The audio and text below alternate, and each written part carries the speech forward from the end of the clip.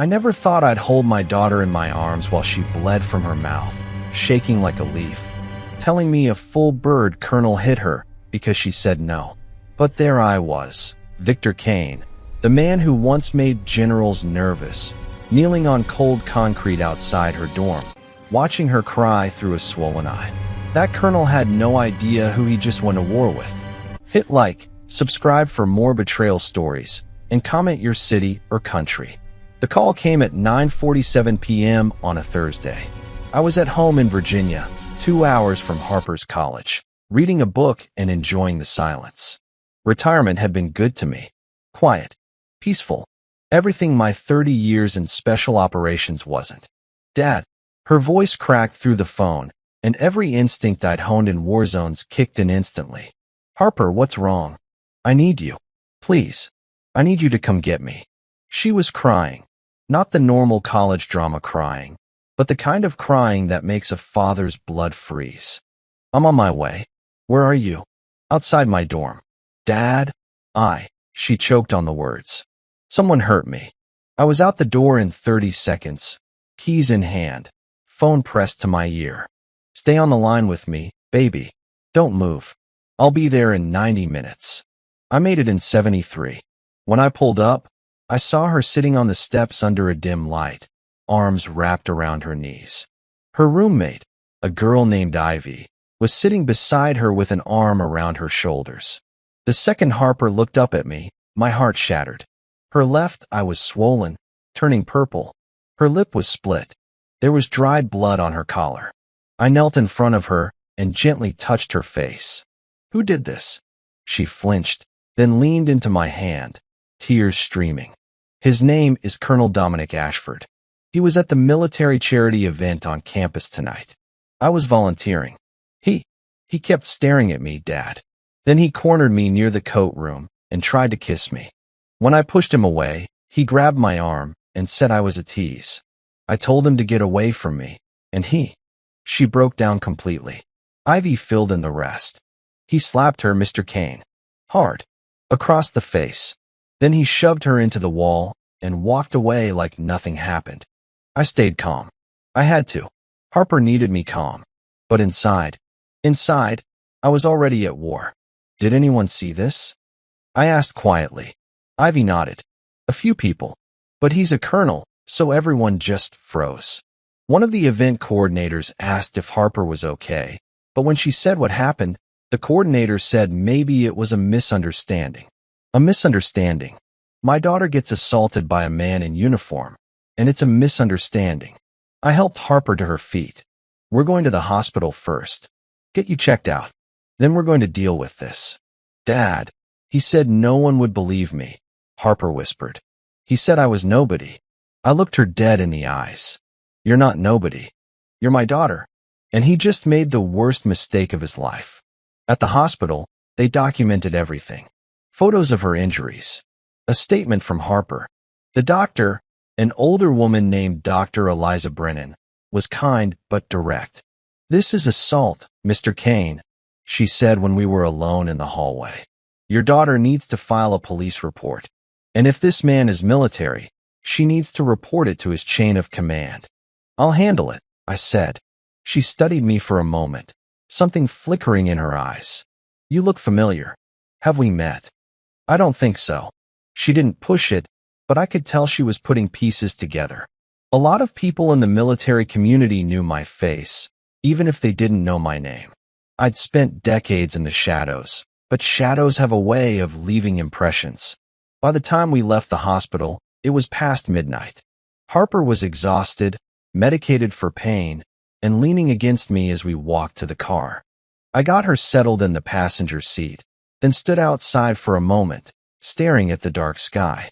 I pulled out my phone and made a call. It rang twice. Victor. The voice on the other end was sharp, alert. General Nathan Cross, my former commanding officer and current deputy chief of staff at the Pentagon. I need a favor, Nate. It's midnight. This better be important. A colonel named Dominic Ashford assaulted my daughter tonight. Hit her. Left marks. I need everything you have on him. And I need to know where he is right now. There was a pause. Then, your daughter? Harper. Yes. Another pause, longer this time. Victor, are you sure about this? Because if I start digging, things are going to move fast. I'm sure. Give me 20 minutes. I hung up and got in the car. Harper was asleep, her head resting against the window. I reached over and gently brushed her hair out of her face. She looked so young, so fragile, but I knew better. She was strong. She'd survived something tonight that would have broken a lot of people. But strength doesn't mean you don't deserve justice. My phone buzzed 15 minutes later. A text from Nate, Dominic Ashford, full bird colonel, currently assigned to Joint Base Andrews. He's at the Eastwood Hotel downtown, same place as the charity event. Room 512. Victor, tread carefully. He's connected. I didn't respond. I just started the car and drove. I dropped Harper off at Ivy's apartment with strict instructions to lock the door and not open it for anyone but me. Then I drove to the Eastwood Hotel. The charity event was winding down when I arrived. People in dress uniforms and evening gowns milled around the lobby, laughing, shaking hands. I walked through them like a ghost, my eyes scanning for one face. I found him near the bar, holding a whiskey, talking to two other officers like he didn't have a care in the world. He was tall, mid-50s, graying hair, smug smile. The kind of man who thought his rank made him untouchable. I walked right up to him. Colonel Ashford. He turned, eyebrows raised. Yes? Do I know you? No. But you know my daughter. Harper Kane. You hit her tonight. His expression didn't change, but I saw the flicker of recognition. Then he smiled. Actually smiled. I think you're confused, friend. I don't know anyone named Harper. She has a split lip and a black eye that say otherwise. The two officers beside him shifted uncomfortably. One of them cleared his throat. Sir, maybe we should stay out of this, Dominic snapped. Then he turned back to me, his smile gone. Listen, whoever you are, I don't know what your daughter told you, but she's mistaken. Now I suggest you leave before I have security remove you. I stepped closer, my voice low. You put your hands on my daughter. You're going to answer for that. He laughed. Actually laughed. Answer to who? You? You're nobody. Nobody's like you. Don't tell me what to do. I stared at him for a long moment. Then I pulled out my phone, dialed a number, and handed it to him. Answer it. He frowned, confused, but took the phone. Hello. I watched his face change. The smugness drained away, replaced by confusion, then shock, then something close to fear. His hand started to shake. Yes, sir. Yes, sir. Right away, sir. He handed the phone back to me, his face pale. Who the hell are you? He whispered. I leaned in close. I'm the man you just went to war with. Then I turned and walked away, leaving him standing there, phone buzzing in his pocket as the Pentagon called him directly. 15 minutes. That's all it took for his world to start crumbling. And I was just getting started. I didn't go home that night. I sat in my car outside the hotel, watching the entrance, waiting. Around 1:30 a.m., Dominic Ashford came rushing out, phone pressed to his ear, his face twisted with panic. He climbed into a black sedan and sped off into the night. I knew exactly where he was going, straight to the Pentagon, where a room full of very angry people were waiting for him. I finally drove back to Ivy's apartment. Harper was awake when I arrived, sitting on the couch with a blanket wrapped around her shoulders. Ivy had made her tea. She looked up at me with red, exhausted eyes. Did you find him? She asked. I found him. What did you do? I sat down beside her and took her hand. I made a phone call. That's all. The rest is going to happen on its own now. She studied my face, searching for something. Dad, who did you call? You've been retired for 3 years. How do you still have that kind of pull? I'd been dreading this question for years. I'd kept so much of my life hidden from her, not because I didn't trust her, but because I wanted her to have something I never did, normalcy. A childhood without fear. A life where she didn't have to know what her father really did in the dark corners of the world. But she deserved the truth now. Harper, you know I was in the military for 30 years. You know I was special operations. But what you don't know is what kind of operations I ran. I paused, choosing my words carefully. I wasn't regular Army. I was part of a classified unit that reported directly to the Joint Chiefs of Staff. We handled situations that never made the news. Hostage rescues, counterterrorism, extractions in hostile territory. For 25 years, I was what they call a surgical asset. When diplomacy failed and conventional forces couldn't reach someone, they sent me. Her eyes widened. You were a spy? Not exactly. I was more like a problem solver. The kind they don't put on paper. Ivy, who'd been listening quietly from the kitchen, whispered, "Holy hell." Harper shook her head slowly. "Why didn't you ever tell me?" "Because I wanted you to be a kid, sweetheart. I wanted you to go to school, make friends, worry about normal things like grades and boys and what college to pick. I didn't want you growing up scared, looking over your shoulder, wondering if someone from my past was going to come after you. So I kept it buried.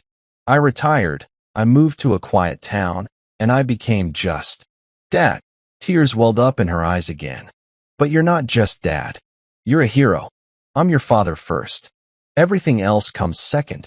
I squeezed her hand. "And that man who hurt you? He's about to learn that the hard way." She leaned her head on my shoulder, and we sat in silence for a while.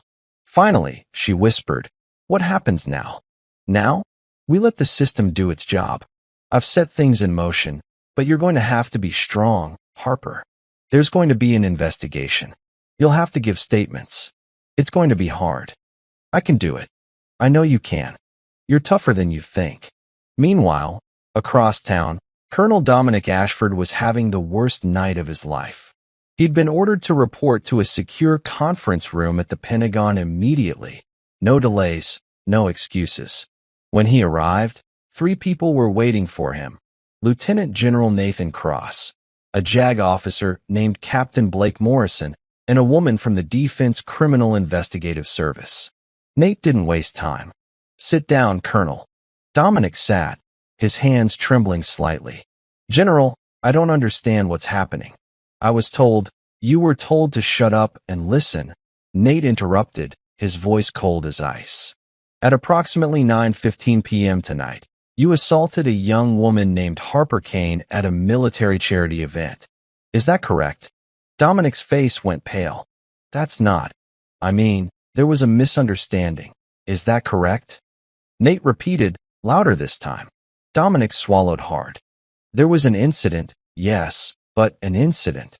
Nate leaned forward, his eyes boring into him. "You hit a 21-year-old college student in the face because she rejected your advances. That's not an incident, Colonel. That's assault. And it happened at an official military function, which makes it our problem." Blake, the JAG officer, slid a folder across the table. "We've already pulled security footage from the event. We have 3 witnesses who saw you strike Miss Kane. We have hospital records documenting her injuries. And we have her formal statement, which is very detailed and very damning." Dominic's hands were shaking now. "Who is she? Why does this matter so much? Girls get drunk at these events all the time and make accusations." "She wasn't drunk," that CIS investigator said sharply. "Her blood alcohol level was 0. She was a volunteer, doing her job, and you assaulted her." "But who is she?" Dominic asked again, his voice rising in desperation. "Why are you all acting like this is some national security crisis?" Nate stood up slowly, walked around the table, and leaned down until his face was inches from Dominic's. "Harper Kane is the daughter of Victor Kane. Does that name mean anything to you?" Dominic blinked. "No. Should it?" "Victor Kane," Nate said slowly, "is the most decorated covert operator in modern U.S. military history. He has 4 Defense Superior Service Medals, 3 Bronze Stars, and a Presidential Medal of Freedom that's so classified most generals don't even know it exists. He's led over 200 successful missions in 17 countries. He's saved more lives than you've ever met. And he has the personal phone numbers of the Secretary of Defense, the Chairman of the Joint Chiefs, and the President of the United States." The color drained completely from Dominic's face. "You," Nate continued, his voice dripping with contempt, "assaulted his daughter. And then, When he confronted you tonight, you called him a nobody and laughed in his face. Dominic's mouth opened and closed, but no sound came out. Blake spoke up. You're being placed on immediate suspension, Colonel. You're to surrender your credentials, your access badges, and your service weapon. You are not to leave the D.C. area, and you are not to contact Miss Kane or her father under any circumstances. A formal investigation is being opened, and you will be notified of tribunal proceedings within 72 hours. Tribunal? Dominic finally found his voice.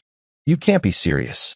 This is the end of your career, Nate said flatly. You should have thought about that before you put your hands on that girl. He turned and walked toward the door, then paused. Oh, and Dominic? Victor Kane asked me to deliver a message. He said to tell you that he doesn't negotiate with men who hurt children. So don't bother trying to apologize or offer money. It won't work. The door closed behind them, leaving Dominic alone in the sterile white room, his entire world collapsing around him. By dawn, I was back at my house, sitting on the porch with a cup of coffee, watching the sun rise over the mountains. My phone buzzed with a text from Nate. It's done. He's suspended. Tribunal in 72 hours. You want to be there? I typed back. Wouldn't miss it. Another text came through. This one from Blake Morrison. Mr. Kane, I'd like to meet with you and Harper today to discuss the case. Are you available? I responded. We'll be there at noon. I took a sip of my coffee and let the silence settle over me. For the first time in years, I felt something I hadn't felt since my days in the field. Purpose. Not the kind that comes from a mission briefing or a target package, but the kind that comes from protecting someone you love. Dominic Ashford had made a fatal mistake. He thought rank and power made him untouchable. But he forgot one thing. There's always someone higher up the chain. And in my case, I didn't need rank anymore. I had something far more dangerous. I had the truth, the evidence, and 30 years of favors owed to me by people who mattered. And I was going to use every single one of them. The next few days moved faster than I expected. At noon sharp, Blake Morrison, the JAG officer, met with Harper and me in a small conference room near the Pentagon. She was younger than I anticipated, but sharp as a tack. With her blonde hair tied back and those piercing blue eyes, I could tell she was the kind of lawyer you wanted on your side. Calm under fire, precise with words, and ruthless in court. We've reviewed the evidence, Blake said, flipping through the file she'd brought. Security footage, eyewitness statements, hospital reports.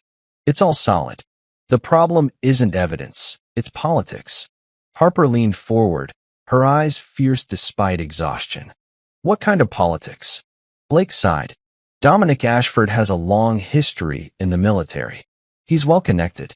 Generals, politicians, donors. He's the kind of guy who knows how to keep skeletons in closets. I rubbed my chin, feeling the weight of it. So what are you saying? He's untouchable. Not untouchable, Blake said. But in cases like this, the military usually protects its own. Victims get silenced, complaints disappear, careers get salvaged. That's why your intervention matters. When Victor Kane shows up, doors open. I glanced at Harper. She nodded minutely. What can I expect? She asked. Blake gave her a direct look. There will be interrogations. Option A, a lengthy, humiliating tribunal. Or Option B, settlements and hush money. You want the truth or the easy way? Harper's jaw set. The truth. Blake smiled softly. That's why I'm here. This will be a fight. One you can win. And if you do, it sets a precedent for others. The tribunal notification came within hours. Dominic was ordered to appear within 72 hours, facing charges of assault, conduct unbecoming an officer, and abuse of power. Back home, I sat with Harper late into the night, helping her prepare. We rehearsed her statements until her voice didn't shake anymore, until she could look at anyone in the eye without flinching. Neither of us slept much. The weight of what was coming pressed on us like a heavy fog. She was more courageous than I could have imagined. The day of the tribunal dawned cold and gray, fitting the mood. At the courthouse inside the Pentagon, cameras, and a few journalists lined the hallways. An unusual sight for a military tribunal. Someone had leaked the story. A leak. Good. The public needed to know. The courtroom was packed with officers in dress blues and the usual military courtroom observers. Dominic Ashford sat at the defendant's table, looking nothing like the intimidating man I remembered, more like a wounded animal. When Harper took the witness stand, her voice was steady but emotional as she described the assault. How he cornered her, the shock of his hand on her face, the hurt of being dismissed and humiliated. Dominic's lawyer tried to undermine her credibility, suggesting she was mistaken or overly dramatic. But Harper held firm. Then I took the stand. My testimony was calm but damning. I recounted arriving at the dorm, finding my daughter hurt, and confronting the colonel. I didn't exaggerate. My years in the field trained me to stick to facts, and that's what I did. Every eye in that room was on me as I detailed Dominic's brazen denial and public insult, and my phone call to the Pentagon that changed everything. The gallery was silent, hanging on every word. The prosecutor laid out security footage after footage. Damien Ashford's aggression caught, clear as day. Witnesses corroborated every word. Dominic looked smaller and more desperate with every minute. But the real shock came 2 days later. During the defense's turn, a well-dressed man named Captain Quentin Fields took the witness stand. Quentin tried to paint Harper as provocative, implying she invited attention and that Dominic's actions were misunderstood. Blake shredded that narrative with cold facts. She played penthouse party gossip video clips of Quentin laughing as Dominic pursued Harper, ignoring her refusals. Then the mid-story twist hit the courtroom like a bombshell. Blake nodded to another prosecutor, and a woman stepped forward with her head down. "I'm Lila Morgan," she said softly. "I'm a military spouse. A few years ago, I filed a complaint against Dominic Ashford for inappropriate conduct and harassment." The room exploded with whispers. Lila took a breath and continued. "My complaint was buried by my husband's superior officers. No investigation. No justice." Then 2 more women came forward. Similar stories, silenced and ignored. The truth was out. Dominic Ashford was a serial predator shielded by military politics. That revelation changed everything. Dominic sat frozen, his confident mask cracked and crumbling. He hadn't just attacked my daughter. He had a long history, one no amount of rank could fix. The tribunal was adjourned to review the new evidence. Harper looked at me and whispered, "We're making history." I nodded, knowing this had become bigger than one assault or one family. This was the fight to pull down a corrupt system hiding predators behind medals and ranks. Days later, as the military community whispered about the fallout, the Pentagon began preliminary moves to overhaul reporting processes, new mandatory training, anonymous hotlines, and stronger protections. At home, Harper and I sat in silence, letting the weight of the battle settle. She squeezed my hand. "Thank you for standing with me." I smiled tiredly. "You didn't need me. You were stronger than anyone in that courtroom." She looked at me knowingly. "You taught me that." Harper and I walked into the cold, sterile conference room where Blake Morrison awaited us again. The weight of this case was settling heavily on my shoulders, but it was clear Harper carried the real burden. Her face had paled, but her eyes burned with quiet determination. I couldn't be prouder. Blake laid out the battlefield. This tribunal isn't just a legal trial. It's a war of endurance. Military tribunals follow strict procedures. An Article 32 investigation will precede, akin to a civilian grand jury, where all evidence will be sifted. You'll face cross-examinations designed to shake your resolve. The defense will question your credibility, your motives, even your character. That's where the fight will be won or lost. Harper nodded, absorbing every word. We'll be filing formal charges, requesting witness testimonies, and security footage. The trick is, these hearings often favor the accused because of rank and influence. The military protects its own. But with Victor Kane involved, protocol shifts. The Pentagon won't ignore you. I felt a flicker of hope. It was time for Harper to stand tall. Over the next few days, Harper faced what every survivor dreads: being scrutinized, doubted, and dissected in the name of justice. But she was fearless. She answered questions with honesty, no more, no less. When asked about the assault, she described every detail: how the colonel cornered her, the way his hand struck her face, the shock and humiliation that followed. Blake coached her through the tough moments. Stay calm. Speak your truth. They'll try to wear you down. Don't let them. The defense tried everything, suggesting Harper's version was exaggerated, claiming misunderstanding, even painting her as reckless. But Harper's poise held firm. Her voice rarely wavered, and when she spoke of the marks on her skin, the bruises on her soul, the courtroom grew silent. The defense then introduced a witness, Captain Quentin Fields. He claimed Harper had been flirting, subtly provoking Dominic. His testimony was slick, rehearsed. But Blake had a trump card. She presented security footage from the charity event, showing Quentin laughing alongside Dominic as Harper firmly rejected Dominic's advances. The courtroom watched, stunned, as the narrative crumbled. Then the real bombshell dropped. A woman stepped forward, Lila Morgan, a military spouse. Her voice trembled. I filed a complaint against Dominic Ashford years ago for harassment and assault. It was buried by his superiors. I never got justice. Two other women followed, telling eerily similar stories. The tribunal hall gasped. Dominic's confidence shattered. He sat pale and silent, the weight of past exploitation finally catching up to him. The tribunal recessed into chaos. The military had to decide how to deal with the revelations.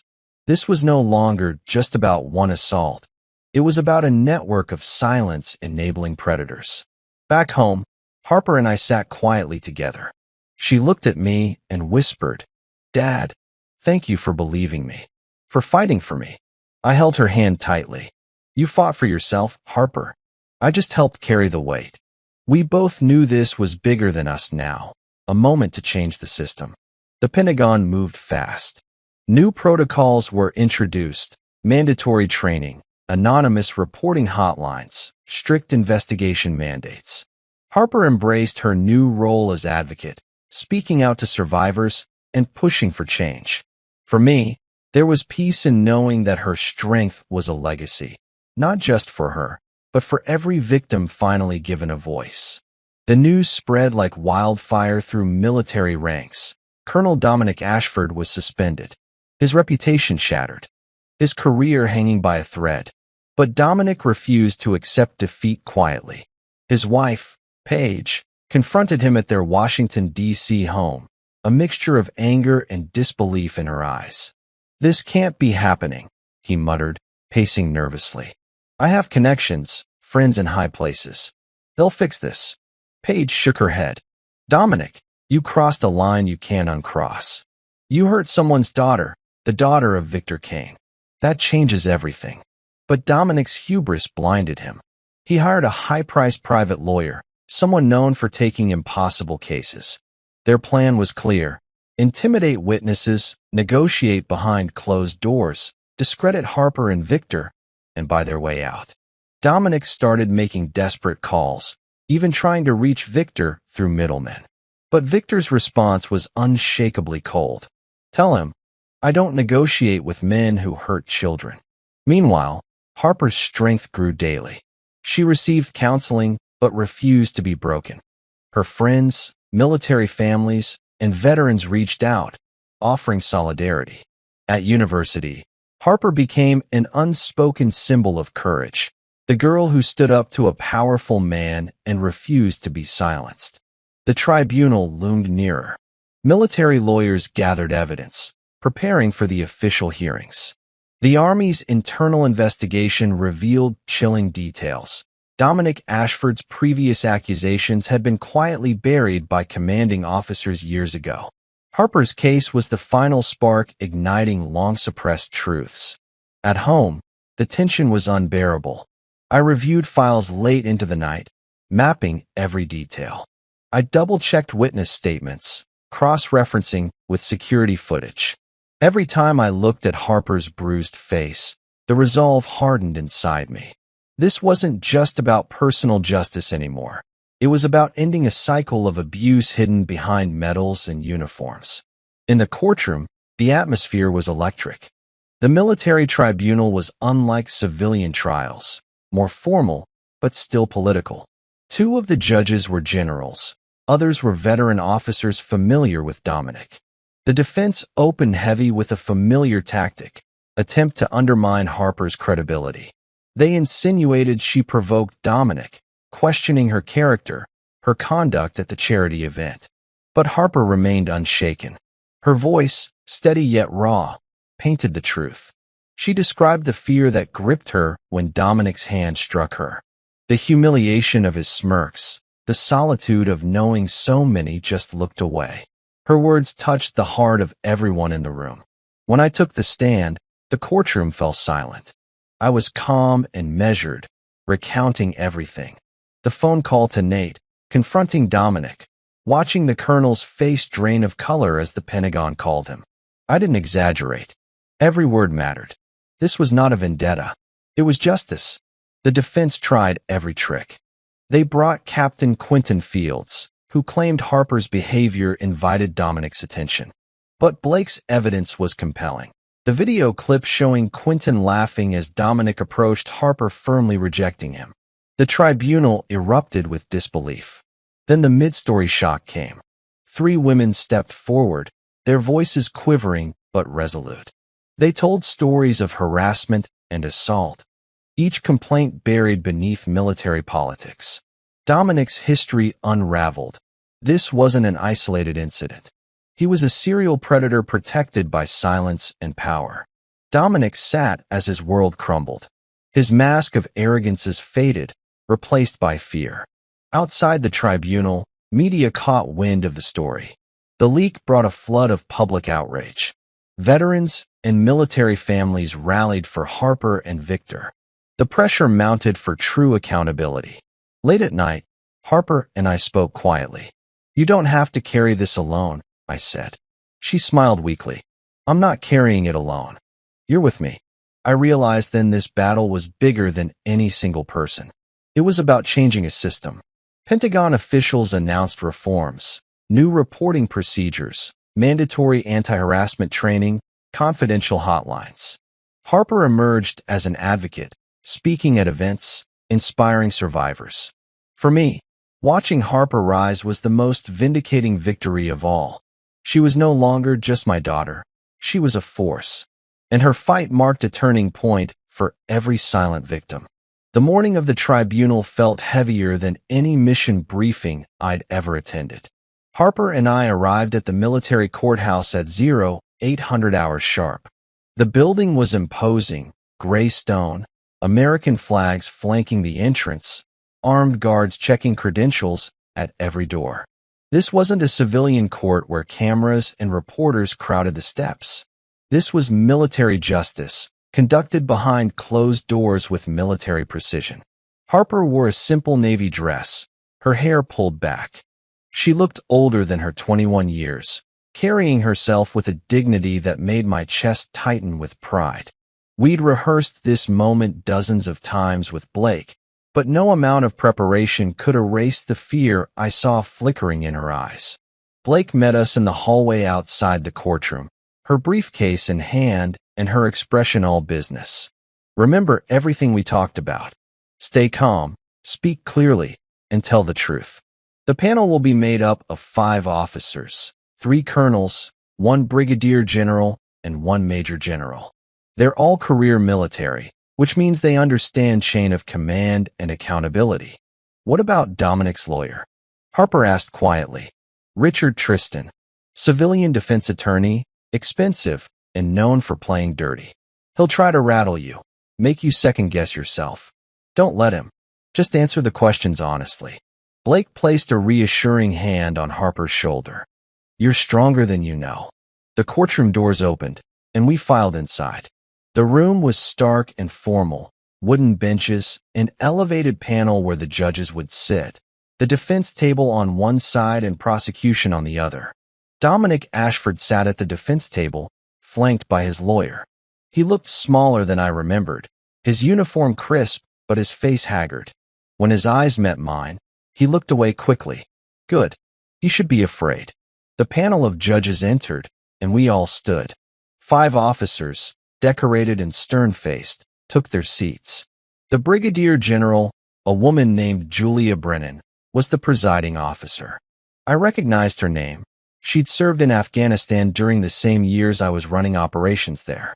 She had a reputation for being fair but unforgiving.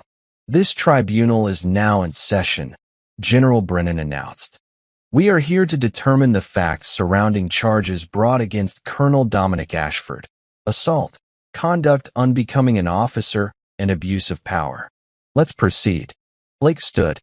"The prosecution calls Harper Kane to the stand." Harper rose slowly, her hands trembling slightly. I watched her walk to the witness stand, place her hand on the Bible, and swear to tell the truth. My heart pounded in my chest, every protective instinct screaming at me to pull her out of there. But I stayed still. She needed to do this. Blake approached gently. "Miss Kane, can you please state your full name and age for the record?" "Harper Elizabeth Kane. I'm 21 years old. And on the night of October 15th, you were volunteering at a military charity event on your college campus. Is that correct?" "Yes." Blake walked her through the evening step by step. How Harper had been helping coordinate the coat check. How Dominic had approached her multiple times throughout the night. How his attention had made her uncomfortable. Harper's voice was steady but quiet, each word measured and deliberate. "What happened when you tried to leave the coat room area?" Blake asked.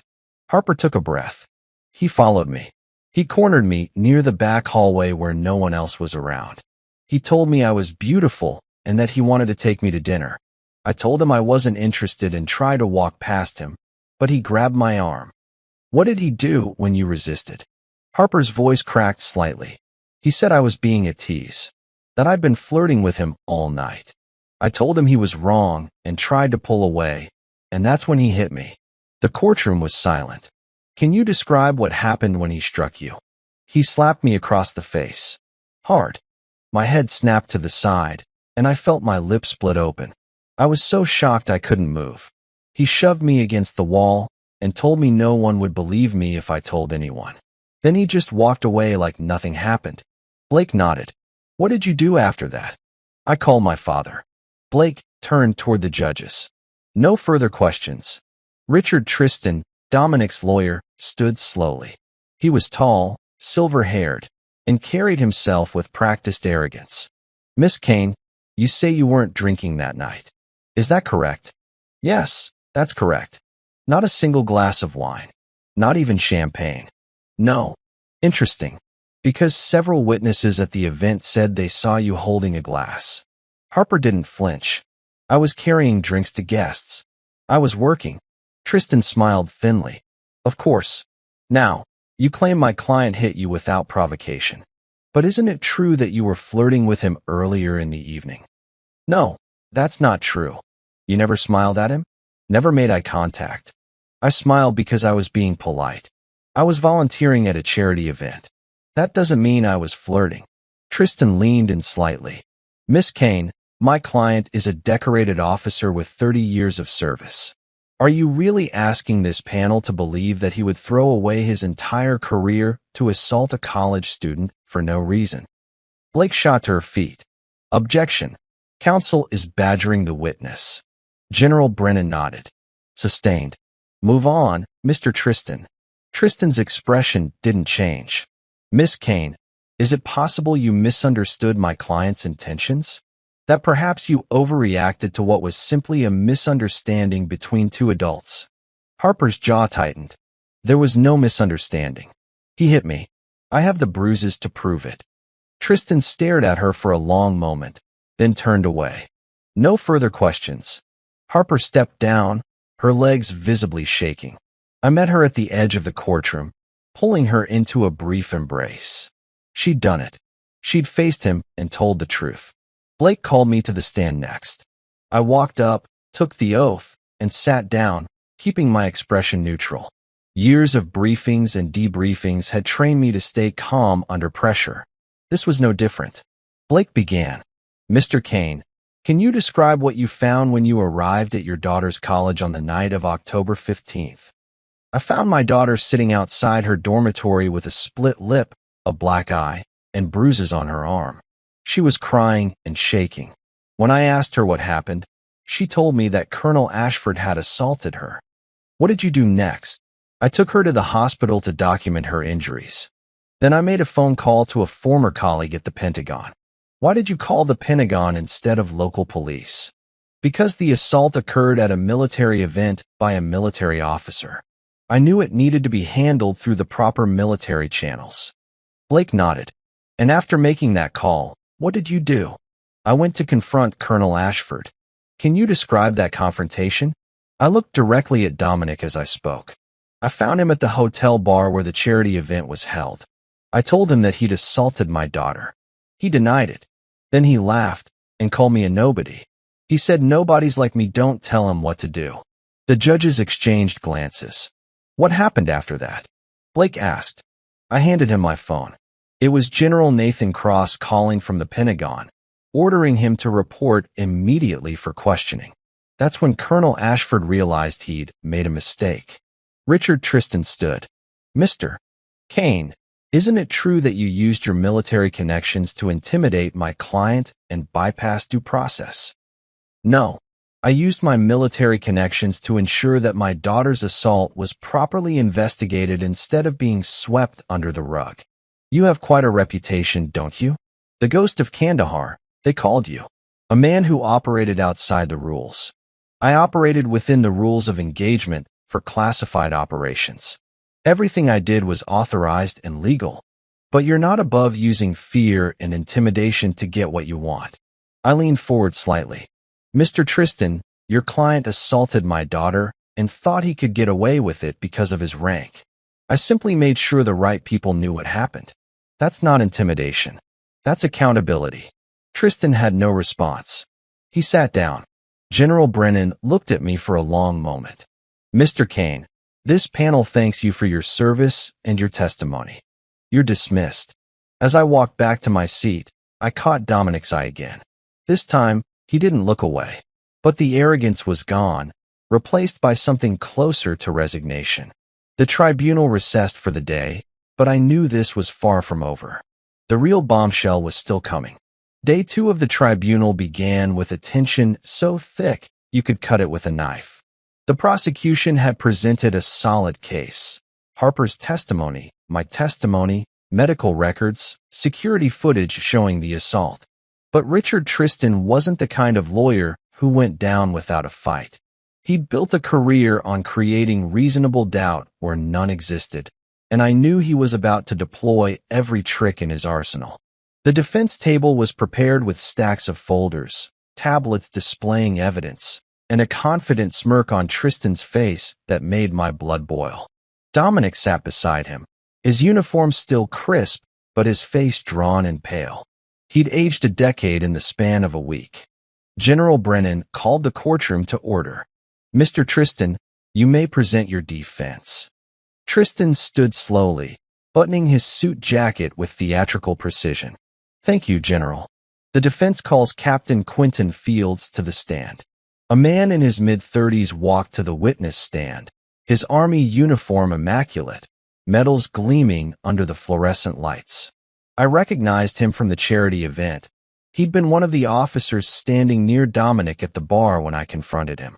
His expression was neutral, but I caught the slight nervousness in his eyes as he was sworn in. Tristan approached with a friendly smile. Captain Fields, you were present at the charity event on October 15th. Is that correct? Yes, sir. And did you observe any interaction between Colonel Ashford and Miss Harper Kane that evening? Quentin nodded. I did. Miss Kane was working the coat check area, and I saw her speaking with the colonel several times throughout the night. Can you describe the nature of those interactions? She seemed friendly, smiling, making eye contact, laughing at his jokes. It appeared to me that she was enjoying his attention. Harper stiffened beside me, her hands clenching into fists. I placed my hand over hers, a silent reminder to stay calm. Tristan continued. Did you witness the alleged assault? No, sir. But I saw them speaking privately near the hallway around the time in question. It didn't look confrontational from what I could see. In your professional opinion, Captain, did Miss Kane give any indication that she was uncomfortable with Colonel Ashford's presence? No, sir. If anything, she seemed to be encouraging it. The courtroom murmured. Blake remained seated, but I could see her jaw tightening. No further questions, Tristan said smugly. Blake stood, and I noticed she carried a tablet in her hand. She approached Quentin with a cold, calculated expression. Captain Fields, you testified that Miss Kane appeared to be enjoying Colonel Ashford's attention. Is that correct? Yes, ma'am. And you said she was smiling and laughing, making eye contact.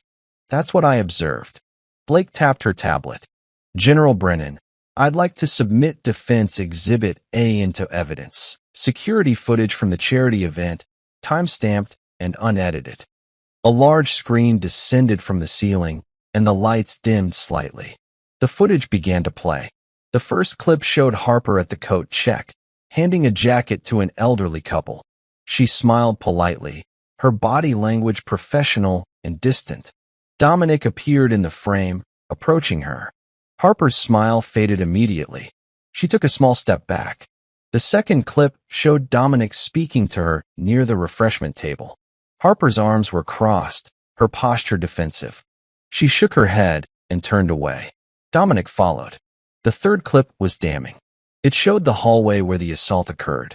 Harper was walking quickly, clearly trying to leave. Dominic grabbed her arm, spinning her around. Even without audio, you could see Harper pulling away, her face a mixture of fear and anger. Then Dominic's hand shot out, striking her across the face. Harper stumbled back against the wall, her hand flying to her mouth. Dominic leaned in, said something, then walked away. The courtroom erupted. Several judges leaned forward, their expressions darkening. Blake paused the video on the moment of impact. Captain Fields, does that look like a woman who was encouraging attention? Quentin's face had gone white. I didn't see that angle. No, you didn't. Because you weren't there. But you know what you were there for. Blake tapped her tablet again. Another clip played, this one showing Quentin and Dominic standing together at the bar, laughing. Dominic gestured toward Harper in the background. Quentin clapped him on the shoulder, grinning. You were there to provide cover for your friend, Blake said coldly. You lied under oath to protect a man who assaulted a young woman. I have no further questions. Quentin left the stand looking like he'd been hit by a truck. General Brennan's expression was stone-cold fury. Tristan called 2 more witnesses, both attempting to paint Harper as flirtatious or exaggerating the incident. Blake dismantled each testimony with precision, using footage, medical records, and witness statements that contradicted every claim. By midday, the defense was floundering. Then Blake stood for her rebuttal. The prosecution would like to call a witness, Mrs. Lila Morgan. A woman in her late 30s walked to the stand. She was petite, with dark hair pulled into a tight bun, and she wore a simple gray dress. Her hands trembled as she took the oath. Blake approached gently. Mrs. Morgan, can you please state your relationship to the defendant? I don't have one. Not anymore. Lila's voice was quiet but steady.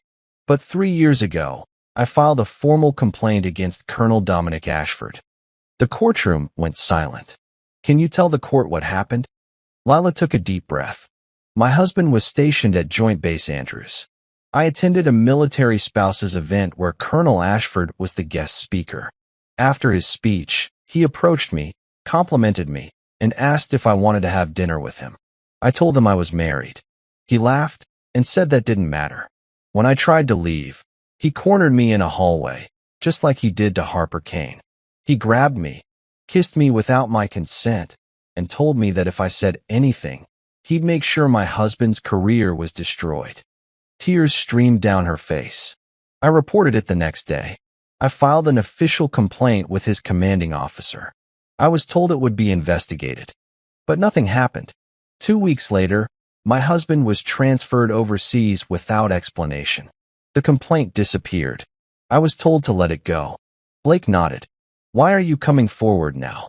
Because when I saw Harper Kane's name in the news, when I heard what he did to her, I knew I couldn't stay silent anymore. He's been doing this for years, and the military has been protecting him. Another woman stood from the gallery. I filed a complaint too. Then another. So did I. By the time Blake finished, 4 women had come forward, all with eerily similar stories. Harassment, assault, complaints buried by commanding officers, careers and lives upended to protect Dominic Ashford. The tribunal was in chaos. General Brennan banged her gavel. Order. This tribunal is in recess until tomorrow morning. Prosecution, I want a full report on these allegations on my desk by 0600 hours. As the judges filed out, I looked at Dominic. He sat frozen, his face ashen, his lawyer whispering frantically in his ear. He'd thought he could charm or intimidate his way out of this. He'd thought his rank would protect him. He was wrong. Harper leaned against me, tears streaming down her face. They believed me, she whispered. Of course they did, I said. You told the truth. Blake approached, her expression a mixture of triumph and exhaustion. That was the turning point. With those women coming forward, this isn't just about one assault anymore. It's about a pattern of predatory behavior and institutional cover-up. The panel will have no choice but to convict. But I knew the fight wasn't over yet. Dominic still had powerful friends, and cornered men do desperate things. Outside the courtroom, reporters had gathered, cameras flashing. The story had leaked, not just Harper's case, but the revelation of multiple victims. Military leadership would have to respond. This was bigger than one colonel now.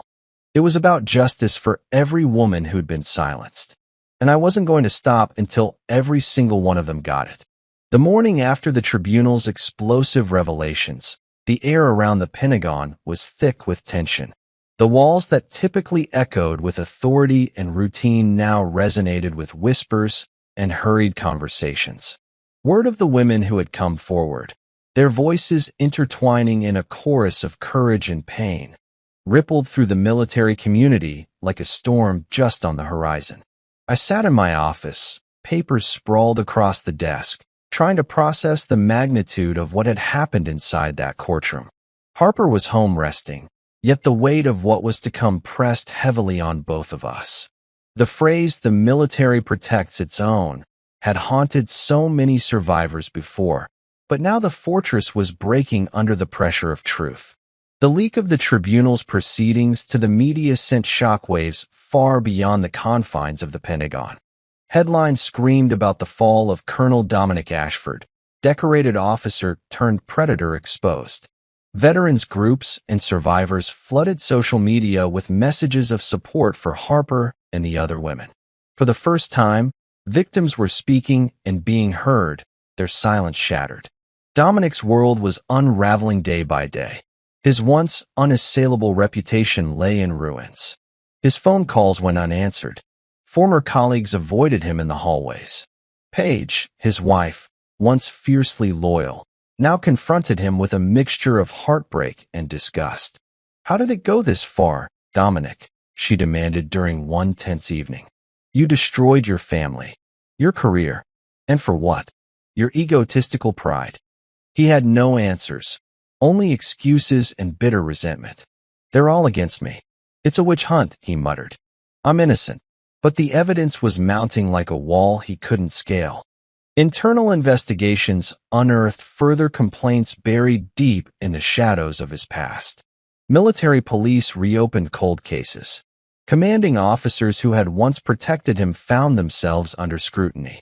Meanwhile, Harper emerged from the darkness of trauma into the light of advocacy. She met with victim support groups, military leaders, and lawmakers, her voice growing stronger with every meeting. From quiet survivor to powerful advocate, she turned her pain into purpose. One afternoon, she called me from a community event. "Dad, I spoke today about the need for systemic change. For every survivor to know their voice matters." I smiled as I listened to her, pride swelling. "You're making a difference, Harper. I always knew you would." Her journey was not without its challenges. Some days, the memories came crashing back, the trauma threatening to pull her under. But with each setback, she found resolve. Therapy helped. Friends stood by her. And every step forward was a strike against the culture that had allowed such abuse to persist.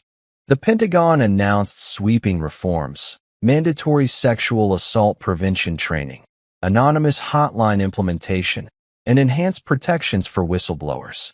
Official statements promised a future where survivors would no longer be silenced, where justice would prevail over loyalty to power. For Dominic Ashford, those reforms were irrelevant. The tribunal reconvened with a panel ready to deliver a verdict that would forever mark his legacy. His fate was sealed, disgrace and dishonor awaited, a cautionary tale for those who abused their power. Back home, Harper and I shared quiet moments of reflection. The journey had scarred us both, but brought us closer. Through the pain, we forged a bond stronger than ever. "You fought for me," she said softly one evening. "No," I replied. "You fought for yourself. I was lucky enough to stand beside you." Her smile was the brightest thing in the room, a beacon of hope amid the darkness. The struggle for justice was far from over. But with voices united and truth unwavering, the tide had turned. And for Harper, for survivors everywhere, that was victory enough. The tribunal reconvened after a tense night of deliberation. The judges filed into the courtroom with an air of somber authority. The room was packed with military personnel, legal teams, reporters, and a few curious onlookers who had caught wind of the case's gravity. Whispered conversations ceased as General Julia Brennan took her seat at the head of the panel and called the court to order. "We have reviewed all evidence, testimonies, and arguments presented during this proceeding," General Brennan began, her voice steady. "The question before this tribunal is whether Colonel Dominic Ashford is guilty of the charges leveled against him, and what, if any, sentence should be imposed." The room held its collective breath. General Brennan continued, laying out the tribunal's verdict. "On the charge of assaulting Miss Harper Kane, the evidence is clear and convincing. The panel finds Colonel Ashford guilty beyond a reasonable doubt." Her gaze scanned the courtroom, finally settling on Dominic's ashen face. "On the charges of conduct unbecoming an officer and abuse of power, the panel finds the accused guilty as well." A faint gasp escaped from the back of the room, some in disbelief, others in quiet vindication. Dominic's lawyer, Tristan, sat frozen, his usual confidence shattered. Dominic himself slumped in his chair, the weight of conviction pressing down hard. Before sentencing, Blake Morrison stood for the prosecution's recommendation. "Your Honors, the crimes committed by Colonel Ashford are not isolated acts of poor judgment, but part of a pervasive pattern of abuse, shielded by privilege and silence. The panel's decision sends a message that no rank or reputation places one above accountability." She detailed the impact on victims, the lifelong scars borne quietly by women forced to silence. "To ensure justice and protect the values our military stands for, we recommend the harshest penalties allowed under military law: dishonorable discharge, forfeiture of all pay and benefits, and a term of confinement sufficient to reflect the severity of his offenses." Dominic's defense counsel rose, now visibly weary. "Your Honors, while my client's actions are inexcusable, we urge consideration of his distinguished 30 years of service. The court should weigh mitigating circumstances, including his prior record of exemplary leadership." He appealed to the panel's sense of mercy, hoping to soften the blow. The panel withdrew to deliberate sentencing. The room filled with hushed speculation. Veterans who had once admired Dominic sat somber, their faces reflecting the difficult truth. Hours later, the tribunal reconvened. General Brennan's voice resonated throughout the courtroom with finality. "Colonel Dominic Ashford, in consideration of the gravity of your offenses, the evidence presented, and your defense, This tribunal orders your immediate suspension from service, a dishonorable discharge, forfeiture of all pay, allowances, and pensions, confinement for a period of 15 years at the disciplinary barracks. These penalties reflect not only the severity of your actions, but the betrayal of trust placed in you by this institution. Dominic's face was pale, his mouth working silently. No words came. The judges nodded, and the proclamation echoed through the courtroom, a powerful statement on accountability. Then, in an unexpected move, General Brennan added a personal reflection. As someone who has served alongside many brave men and women, I wish to acknowledge the courage of Miss Harper Kane and the other women who came forward. This tribunal is not just about one case, but about the imperative to uphold justice and dignity for all members of our military. Her voice softened slightly as she continued. I speak also as a survivor of similar abuse, silenced for decades. The system failed me then, but it will not fail you, Miss Kane. Your bravery has begun a change that reaches beyond this courtroom. The room was silent, heavy with emotion. Harper's eyes welled with tears. I felt my throat tighten. This was more than a verdict. It was validation. It was healing. Outside the tribunal, reporters swarmed the courthouse steps. Harper spoke to the crowd, her voice unwavering. This case isn't just about me, but about thousands who suffer in silence. Today, justice was served, but our work is far from over. Every survivor deserves to be heard, believed, and protected. The media frenzy made headlines nationwide. Veteran organizations hailed the ruling while calling for continued reforms. Back home, the days that followed were a mix of relief and reflection. Harper returned to college, now an outspoken advocate for survivors' rights. I reconnected with old military contacts, channeling my influence into supporting survivor programs and policy change. Our family began the slow process of healing together. The case against Dominic Ashford marked a turning point. It shattered silence. It illuminated dark corners. It honored resilience. And though the journey was painful, it paved the way for lasting change. The final day of the tribunal felt like the closing of a long and harrowing chapter. But for Harper and me, it was more than a legal conclusion. It was a deeply personal victory, a reclaiming of dignity and truth. After the verdict was announced and Dominic Ashford was led away in handcuffs, the courtroom slowly emptied. Harper and I stayed seated, absorbing the weight of what had just unfolded. The silence was profound. For years, silence had been the enemy, the invisibility that predators hid behind, the deafness that allowed injustice to fester. Now, the silence had finally broken. In the weeks that followed, life slowly returned to a new normal for Harper and me. But normal was different now, infused with purpose and hope. Harper resumed her studies with renewed determination, balancing her classes with speaking engagements and advocacy work. Her courage had sparked conversations across military bases and campuses nationwide. She became a beacon for survivors, her story inspiring others to find their voices. I re-engaged with the veteran community, using my contacts to support survivor programs and push legislative reforms championed by leaders moved by Harper's bravery. Together, we had transformed pain into progress. One quiet evening at home, Harper and I sat on the porch watching the sun set behind the mountains. The orange light bathed the world in warmth and promise. "Dad," she said, voice soft but steady. "I never imagined my story would end like this, with justice and strength, not shame and silence." I smiled, squeezing her hand. "Neither did I, but you made it happen. You fought for yourself, and for everyone who'll never have to fight alone again." She looked out over the horizon. "It makes me wonder, what about the others still trapped? How do we make sure their voices are heard?" That question, haunting and urgent, hung between us. How do we protect those still silenced? That question will always remain, because justice is never truly finished. It's a journey we keep walking. Before we ended that night, Harper surprised me with one last thought. Dad, when this story is shared, I want people to know this isn't just my fight. It's all of ours. The broken, the brave, the silent. If we don't speak, who will? And so, this story closes, not with finality, but with a spark of hope and a call to courage. Because every voice matters.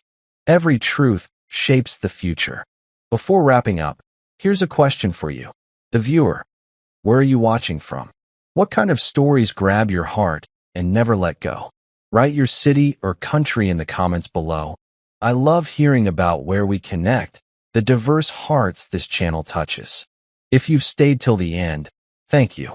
Your presence here means the world. Hit like and subscribe thoughtfully for more betrayal, epic revenge, and thrilling justice stories. Crafted to keep you on the edge, to make you feel, to make you think. I promise the next thriller will be even more gripping, more emotional, and unapologetically real. We'll dive deeper into the dark and the daring. So stay with me. And one last thing. All my stories now come with a twist. What happens 6 months or 1 year later? These epilogues give closure, new angles, and healing moments beyond the final verdict. Because real life isn't over when the court adjourns. Stay tuned, stay connected, and let's keep telling these stories together. See you in the next amazing chapter. Story is finished.